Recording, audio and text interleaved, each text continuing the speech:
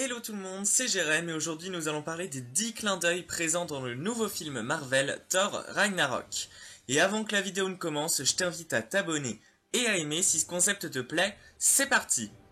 Pour le premier clin d'œil, on va s'intéresser à la tour du grand maître sur la planète Sakaar. En effet, sur cette dernière, on peut y apercevoir 4 visages. Celui du haut, il représente l'homme-chose, ou Man-Thing en VO. Celui de droite représente le dieu grec et adversaire de Thor dans les comics, Arès. Celui de gauche représente Beta Ray Bill, un être extraterrestre ami de Thor et capable de manier Mjolnir. Et enfin, celui du bas représente la Bibête, un ennemi créé par une sous-race de la branche des Inhumains.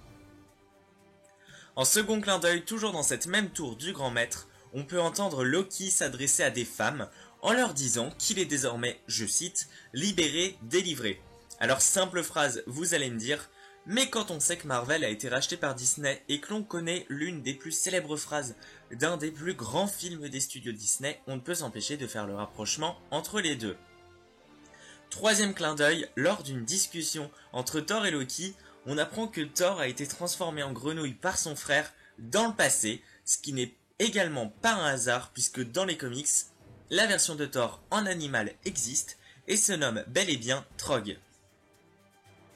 En quatrième clin d'œil, lors de son passage avec Loki sur Terre pour chercher Odin, Thor dissimule son marteau à travers un parapluie, ce même parapluie qu'il va frapper au sol pour s'en servir, comme le fait sa version alternative terrestre dans les comics, Donald Blake, qui se sert d'une canne en tant que marteau.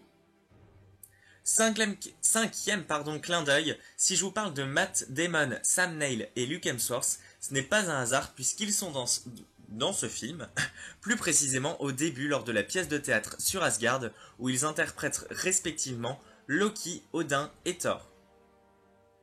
Pour le sixième clin d'œil, on va parler du personnage de Korg, qui n'est pas joué par n'importe qui puisque sa voix en VO et ses mouvements ont été capturés par le réalisateur du film, Taika Waititi en personne. Et par ailleurs, pour le septième clin d'œil, on va rester sur ce personnage puisqu'en VO, il se présente comme étant, je cite, a thing, terme qui se rapproche grandement au nom original de la chose, des 4 Fantastiques, qui par ailleurs ressemble quand même beaucoup à Korg par sa morphologie. Pour le huitième clin d'œil, on va parler d'Hela, puisque cette dernière, lorsqu'elle parcourt le coffre-fort du palais d'Odin sur Asgard, tombe sur le fameux gant de l'infini, gant qui est en théorie possédé par le grand méchant Thanos, et précise que cette version du gant présent dans le palais est en fait une version factice, ce qui corrige alors la scène du premier film de Thor, où l'on pouvait apercevoir ce même gant dans une scène et qui provoquait alors une incohérence avec la suite des films.